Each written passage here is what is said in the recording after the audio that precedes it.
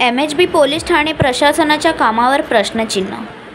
बोरिवली येथे आझादनगर येथे काही दिवसांपूर्वी संजय चौरस या नावाच्या व्यक्तीची हत्या झाली होती। गंजेडी लोकांनी त्याची हत्या केली आहे। आरोपीला अटक केली असून पोलीस पुढील तपास करत आहे। मात्र स्थानिक नागरिक त्यांच्या कारवाईने खुश नाही। या परिसरात नेहमीच प्रकार झाले आहेत। इथे बाहेरून येणाऱ्या गंजेडी व दारुडे लोकांनी थैमान माजवला आहे। त्या अनुषंगाने माजी नगरसेवक तेजस्विनी घोसाळकर यांच्या नेतृत्वात जनता दरबार भरवण्यात आला होता। त्या परिसरातील नागरिकांचा आक्रोश दिसून आला आहे। एकंदरीत या परिसरात गांजा सर्रासपणे मिळत आहे ही समस्या होती। या जनता दरबारमध्ये MHB पोलीस ठाण्याचे वरिष्ठ निरीक्षक माजी आमदार व राज्यमंत्री विनोद घोसाळकर उपस्थित होते। कभी भी यहाँ पे रिटर्न आना नहीं चाहिए, उसपे जितना हो सके। आज मेरे घर पे हुआ है, कल भगवान ना करे वही लड़के किसी और के घर पे करे, ये चीज अब बर्दाश्त नहीं होगा। अब उसके बारे में आप लोग करो, वो लोग छूटना नहीं चाहिए, चाहे कुछ भी हो जाए। उसमें जो एक भी बंदा 17 से नीचे नहीं है। जो एक था वो 7 फरवरी को उसका बर्थडे हुआ है, ये हमको मालूम है, क्योंकि हमारे एरिया के बंदे लोग हैं, साई नगर के लड़के लोग, हमको मालूम है।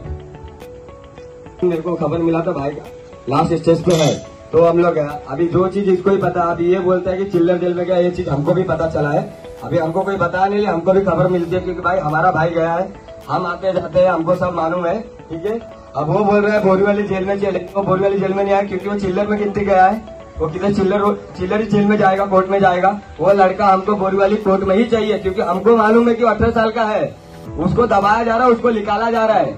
उसका है कोई पहचान वाला वहाँ पे, नाम नहीं लूंगा, लेकिन पता है मुझे उसका कोई पहचान वाला है, उसको हर बार बचाता है, चाहे जो भी हो। मैं भी दोनों काटूंगा, लेकिन मुझे शांति मिलेगा। मुझे शांति मिलेगा इसलिए कि मैंने अपने भाई का बदला लिया है। और ये लड़का पूरे आजादनगर सायनगर में अगर कोई बोल दिया, ये लड़का अगर दारू पीता रहेगा, मैं चारों को अब भी छुड़ाने को माफ करता हूँ। बोलो अब भी वो लोग जेल से निकालूंगा। पूरा अच्छा सायनगर आजादनगर बोल देगा इसको कि ये लड़का पीता था। ये लड़का कभी दारू को हाथ नहीं लगाया है। ये तो खाली रात को फोन करने अपने वाइफ से बात करने आया था, बात करते हुए जा रहा था, तो उसको लास्ट कोने में पकड़ के उसको मारा है और फल्ली से सर पे मारा है। तो उसको गहरी मार लगी, तो 2 दिन के बाद उसकी डेथ हुई है। अगर ये लोग 2 साल में सजा काटता है जान लेने की ना, तो मुझे 2 साल मंजूर है। 1 साल ज्यादा लूंगा, लेकिन मारूंगा उसको मैं। ये आप सबके सामने बोल रहा हूँ मैं, छोटी हुए सबके सामने। आप जिसको ऑब्जेक्शन होगा मेरे को बोल सकता है। और मैं साहब लोग से जानना चाहता हूँ उसको क्या सजा मिल सकता है पूरा। काय लक्ष्य हा आज मुलगा चांगला गेला, अजूनही आमची मुलं फिरतात, आम्हाला भीती वाटायला लागलेली आहे साहेब, पण आम्ही तुमच्या आधारावर जगतो। त्यामुळे त्या दिवशी आम्हाला एक साहेब चांगलं सजेशन दिलं की मी तुमच्या सयद आणि सुद्धा आपले जे अधिकारी आम्हाला नेमून त्यांनी ह्या विभागामध्ये आतमध्ये राऊंड अप मारले पाहिजेत, तरी ते दारू पितायत। आणि ह्या डेपो पासून ह्या संपासून ह्या ब्रिज पासून सगळी मुलं मुली सुद्धा बसलेले असतात, दारू सुद्धा त्या ब्रिजवर पितात। काय 1-2 वेळ मी विचारलं तर म्हणले ते आपली हद्द नाही, ते रेल्वेची हद्द आहे। आता ही रेलवे हद है।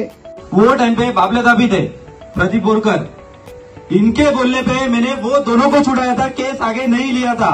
उनकी माँ और 2-3 लेडीज लोग साईबाबा नगर के गए थे। इतने नीच और क्या बोल अभी बोल नहीं सकते, क्योंकि मेरी भी माँ बहन है इसमें, तो वर्ड वो निकाल नहीं सकते।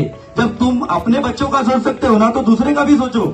क्योंकि कैसा है ना, तुम लोग को कोई फर्क नहीं गिरता, क्योंकि क्या है, माँ बाप ने तो छोड़ दिया है, उनको क्या है, पैदा करना है छोड़ना है, पैदा करना है छोड़ना है। अगर पति ने कभी पूरा किया तो बाहर मुंह मारने जाएंगे, बट बच्चों पे ध्यान बिल्कुल नहीं देंगे वो लोग। तो अभी मैं एक ही रिक्वेस्ट करता हूँ, आज जैसा पब्लिक आया है, हम लोगों को आने वाले टाइम पे भी ऐसा पब्लिक लगेगा। तो काय सांगाल, पोलिसांसहित तुम्ही ती बैठक घेण्यात आलेली आहे? आझादनगर मध्ये 2 दिवस गेल्या आठवड्यामध्ये एक 84 करके 40 वर्षाच्या तरुणाची हत्या झाली। त्यांची पत्नी आहे आणि 2 मुलं आहेत, छोटी छोटी लहान मुलं आहेत, 10-12 वर्षाची मुलं आहेत। ही दुसरी घटना आहे। आणि हा जो भाग आहे हा वार्ड क्रमांक 1 आहे, मुंबई महानगरपालिकेचा शेवटचा वार्ड आहे। तुम्ही पाठीमागे बघाल तर सगळे मँग्रोव्ह आहेत, अननोन एरिया आहे. त्या साईडला एक प्लॉट आहे, तो सुद्धा ओपन प्लॉट आहे, मोठा प्लॉट आहे. इकडे बेटचं डेपो आहे, त्या बेटचं डेपो पण बांधलाय बीएसटीने, पण तिकडे सिक्युरिटी नाही, काय नाही, चालू नाहीये. आणि ह्या सगळ्या मोकळ्या जागेमध्ये बाहेरची लोक येऊन या चरस, गांजा, दारू पिणं, गाड्यांतून, रिक्षातून किंवा ओपन मध्ये, आणि इथे अनैतिक प्रकार चालतात, महिलांना त्रास होतो. अशा प्रकारच्या इथल्या आझादनगर आणि साईबाबा नगरच्या महिलांनी नगरसेविका तेजस्वी घोसाळकरकडे तक्रार केली. त्यांनी तेजस्वीने सुद्धा याची दखल घेऊन आमचे जे MHBचे वरिष्ठ निरीक्षक आहेत त्यांना भेटली आणि त्यांनी ठरवलं की इथला क्राईम कमी करायचा असेल तर आपल्याला लोकांपर्यंत जावं लागेल. आज त्यांची सर्व मंडळी MHB पोलीस खात्यातली इथे आली. आमच्या ज्या काय मागण्या होत्या, पोलीस चौकीत पाहिजे, कॅमेरे पाहिजे आणि पेट्रोलियम, त्या त्यांनी मान्य केलेल्या आहेत की ह्या भागात हा नवीन एक विकसित होतोय भाग. त्यावर त्यांनी मान्य केलं की इथं आम्ही थोडं कमी पडतोय, पण ह्याच्यापुढे आम्ही कमी पडणार नाही, अशा प्रकारची त्यांनी एक ही मागणी मान्य केलेली आहे.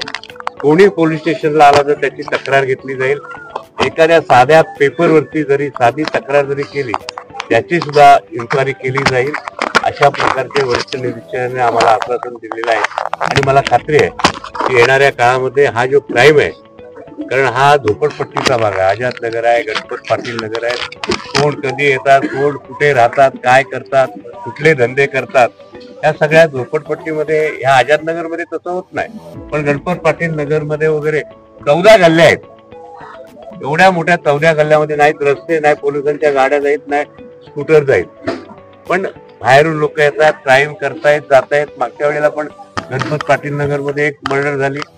तर ह्या सगळ्या 1 नंबरच्या वार्डमध्ये आता सुरक्षेचा प्रश्न निर्माण झालाय.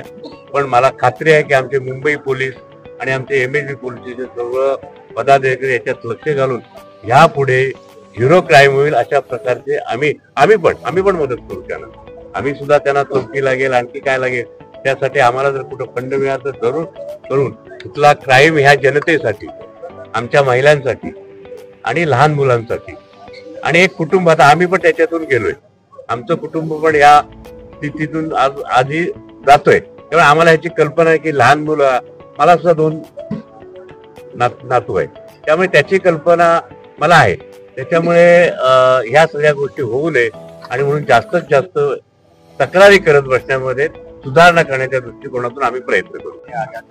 तर काय सांगाल, शिवसेना युवतीकडून भगवतीच्या रुग्णालयाच्या बाबतीत मोर्चा काढण्यात आला होता, ज्यामध्ये खाजगीकरण करणार अशी माहिती आली होती. साईबाबा नगर और भाड़ा खाजगीकरणाचा टेंडर निघाला होता. आपने सुना ही होगा कि आता बघा, हे आझादनगर है, उसका मर्डर हुआ यहाँ पे, उसी कारण ये मीटिंग रखा था. एक मैंने MHB आज आपण इथं वार्ड नंबर 1 मध्ये आहोत सबको लेटर आणि लिखा था आझादनगर कि इसमें एक्शन नहीं होगा तो आता हम लोग ही मोर्चा बाई निकालेंगे. उस हिसाब से मेरे पास जर कल तिला काय MHB झालं पुलिस तर ती इंस्पेक्टर आए ही थे घरकाम करणारी और महिला उन्होंने आहे. बोला कि आप मोर्चा अशा मत यातल्या निकालो, हम लोग आते हैं, 90% आप महिला मीटिंग आहेत, रखो, हम छोटे लोग छोटे काम जो, करून आपलं घर चालवतात. उनके सवाल हो गए अशी उनके ह्या हम लोग जवाब मुंबईतली देंगे. तो मैंने झोपडपट्ट्यांची बोला ठीक है, चलेगा, हम लोग एक झोपडपट्ट्यांची मीटिंग परिस्थिती रखते आहे. हैं. आता और ह्या थोड़ा माहौल महिलेला गरम है तो इसके तुम्ही लिए जर मैंने खाजगी उनको बोला करण्यात, कि ते आता थोड़ा आम्हाला पुलिस भगवतीला गेलो तर प्रोटेक्शन चार्ज ज्यादा घेतातच, रखो, क्योंकि पण माहौल ते बहुत गरम शुल्क है. घेतात. जैसे पण ठीक आहे, अभिषेक का ते आम्हाला किया था, परवडते. वैसे ही यहाँ पे पण ये तीसरा केस है. आता तो ते खाजगीकरणामध्ये मैंने उनको बोला कि त्यांनी इसका कुछ फक्त अभी ह्या रिजल्ट नहीं भगवती आएगा तो मैं भी 147 इनके बेड साथ ही हूँ, क्योंकि ये मेरा हे घर फक्त है वार्ड महापालिकेसाठी नंबर 1. आणि क्योंकि बाकी जैसे अभिषेक ने प्रायव्हेट रखा था कोण वैसे चालवणार आहे मुझे त्याच्यासाठी. रखना है, क्योंकि पहले ऐसा ये गुंडागिरी नहीं हे चलती आम्हाला थी, मान्य पर नव्हतं अभी की जो भी आ इथली रहा जी है सेवा आहे, गुंडागिरी कर रहे हैं, भगवती हे मैसेज 57 द्वारा, वर्षाचं फोन हॉस्पिटल द्वारा आहे. या आम्ही 1000 ड्रग्स ले खाटाचं रहे, हॉस्पिटल दारू पी आणि रहे, गार्डन में सुपर जाके दारू स्पेशालिटी पी रहे, हॉस्पिटल यहाँ आणि पे मेडिकल बसेस लगे कॉलेज, हुए, बाहर के अशी बसेस आमच्या आ रहे जनतेची और मागणी. सब बच्चे आणि आ रहे हैं, त्यावेळेचं वो ज्यावेळी हा बाहर के आ प्रस्ताव रहे आला हैं. ऐसी त्यावेळी कॉलेज कम मुंबई है और बाहर के महानगरपालिकेचे ज्यादा है. त्यावेळेचे इसके लिए आयुक्त, त्यावेळचे पुलिस को महापौर, हम लोगों ने एक त्यावेळचे निवेदन गट दिया है, नेते, उन्होंने त्यावेळचे एक्सेप्ट सर्व किया. आज प्रतिनिधी आप लोगों ने सगळ्यांनी देखा मान्यता होगा दिली कि होती. पुलिस पण वालों ने अचानक बहुत अच्छा सा हा सहयोग प्रस्ताव किया है आल्यानंतर आम्हाला और आश्चर्य उन्होंने हम वाटलं लोगों को आणि बोला है कि ताबडतोब मी आपका आयुक्तांना साथ हम भेटलो लोग देंगे आणि ज्यावेळी और बीड मुझे होतं लगता है कि त्या रिजल्ट दिवशी अच्छा ही बीड आम्ही आएगा. कोणत्या लोकांचे आले होते भरायला तो मैंने किंवा वही ती बोला मीटिंग कि होती, गणपत पाटिल त्यांना नगर सांगितलं में आम्ही हुआ था, एक शिवसेना यहाँ पे हुआ है, खाजगीकरणाला मतलब विरोध आहे, बहुत सारा वो तुम्ही शाखू ह्या का बोल बीड रहे काही नाही भरू नका, आम्ही तुम्हाला तिथे आम्हाला हे हॉस्पिटल जनतेसाठी पाहिजे. समजा आज यांच्याकडे कोण पाहुणा, उद्या समजा रेल्वेमध्ये एखादा ऍक्सिडेंट झाला, ये कंट्रोल तर त्याच्याकडे रेशनिंग कार्ड नसणार, विराळून आला असेल तर तुम्ही भगवतीला ऍडमिट नाही करणार, त्याला पैसे मागणार त्याच्याकडे. ह्या सगळ्या गोष्टी चुकीच्या आहेत, टेंडर चुकीचं काढले गेलेलं आहे. त्यांची जी ठीक आहे त्यांच्या जे टर्म अँड कंडिशन ते आम्हाला मान्य नाही. आणि उपनगरातले भगवती हॉस्पिटल हे प्रायव्हेटायझेशनच्या करून देणार नाही म्हणजे नाही. हा ठीक आहे, काही प्रायव्हेट हॉस्पिटल आहेत, त्याचा सेवनीला आहे, आणखी एक कुठेतरी अंधेरीला आहे, ते अकोमोडेट रिझर्वेशन म्हणून आले होते, तर MMRD कडून वास्तू आले, अशा अनेक वास्तू छोट्या छोट्या वास्तू आल्या त्या प्रायव्हेटायझेशनला दिलेल्या आहेत. पण किती पैसे घेतात, काय करतात? मी आयुक्तांना ही विनंती केली, जेवढे तुम्ही दवाखाने, छोटे दवाखाने जे आपल्या महापालिकेकडे हस्तांतर झाले होते ते तुम्ही त्या लोकांना दिलेत, ज्या डॉक्टरांना दिलेत, त्याचं ऑडिट करा. तुमच्याकडे कर्मचारी नाहीये, त्याच्याकडे तुम्ही लक्ष देत नाही, तुमच्याकडे औषधं वेळ मिळत नाही, तुम्ही MRI काढण्यासाठी बाहेर पाठवता, हरकत नाही, पण ते सुद्धा MRI बंद असतात, एक्सरेचे सुद्धा बंद असतात, लोकांना 5-5 वेळ त्याच्याबरोबर लक्ष द्या. आज आपण जवळ 7,000 करोड रुपये, 7,000 करोड BMC सर्व म्हणजे त्याच्यामध्ये दंत म्हणजे हे हॉस्पिटल आहेत, छोटे पिरामिड हॉस्पिटल आहेत, छोटे छोटे दवाखाने आहेत, अशा ज्या काही सुविधा मुंबईत आहेत, 7,000 करोड रुपये खर्च करतो, तरी सुद्धा लोकांना त्रास होतोय. आणि ह्याच्यामध्ये कुठंतरी गोंधळ आहे, गलथानपणा आहे. जर त्याच्यामध्ये तुम्ही जर सगळ्याचा ऑडिट केला, जर तुम्ही ऑडिट केलात तर तुम्हाला ह्याच्यातून खूप मोठा मुंबईची बचत पण होईल, महापालिकेच्या पैशाची, आणि लोकांना पण चांगली सुविधा मिळेल. त्या दृष्टिकोनातून म्युन्सिपल कमिशनरला तुम्ही भेटलेले आहेत, काय चर्चा झाली तुमच्यामध्ये? त्यांनी एक व्ह्यू असा केला की आता जो ह्याच्यामध्ये त्यांनी खर्चाचा आढावा दाखवला की प्राथमिक ज्या काही आरोग्य सेवा आहेत ह्याच्यावरती पैसा कमी खर्च होतोय आणि मोठ्या सुविधा होत्या नायर KEM किंवा ह्याच्यावरती मोठ्या ज्या आहेत त्यावरती जास्त खर्च आहे. तो मला बॅलन्स मला करायचा आहे आणि म्हणून मला ह्या खर्च कमी करण्यासाठी मला हे प्रायव्हेटायझेशन करायचं आहे. ते म्हटलं त्याला आम्ही विरोध केला की हे तुम्ही जसा तुमचा जो तुम्ही जे सांगता ते योग्य असलं तरी हा पण तुम्ही तपासा ना, तुम्ही जे 7,000 करोड रुपये खर्च करता ते योग्य करता का, त्याचं ऑडिट करा आणि नंतर निर्णय घ्या. पियुष गोयल यांना विचारलं होतं की याबद्दल प्रश्न विचारता, त्यांनी असं म्हटलं होतं की हे चॅरिटी हॉस्पिटल आम्ही करू, पण आताच पुण्यामध्ये दीनानाथ मंगेशकरांचा केस एक आपल्या समोर आलेली आहे, त्या म्हणजे त्या संदर्भात म्हणजे त्या दरम्यान हे आज आम्ही उद्या आयुक्तांना दिलं की तुम्ही काय पुण्या करू इच्छिता का, मंगेशकरांसारखं पुण्यातलं हॉस्पिटल झालं तसं करू इच्छिता का? बघा, स्थानिक आमदार आणि स्थानिक खासदार ह्या स्थानिक नाहीच आहेत. एक आला पालघरमधून, एक आले आणि एक आला कुठून, दिल्लीवरून का कुठून आलाय, आलं त्याला इथले काही माहित नाही. स्थानिक खासदार आले होते, ते पहिल्यांदा येता येतात बोलले होते की मी ही झोपडपट्टी हटवणार आणि उत्तर मुंबई झोपडपट्टीत करणार, त्यांना सगळं मिठागरामध्ये पाठवणार. पण स्थानिक खासदार हे त्यांच्या मतावर ठाम आहेत की हे जे स्थानिक खासदार जरी असले त्यांनी त्याचा दिल्लीत कारभार करावा. मुंबई महापालिकेत ही स्वायत्त संस्था आहे, त्यांनी उगाच इथं ढवळाढवळ करू नये. त्यांनी दिल्लीतून पैसा आणावा, जे काही दिल्लीचं काम करावं. आमच्या पैशावरती खासदारांनी उड्या मारू नये. नवीन घडामोडी पाहण्यासाठी आजच आम्ही मुंबईकर 24 तासला लाईक करा, सबस्क्राईब करा आणि अपडेट रहा.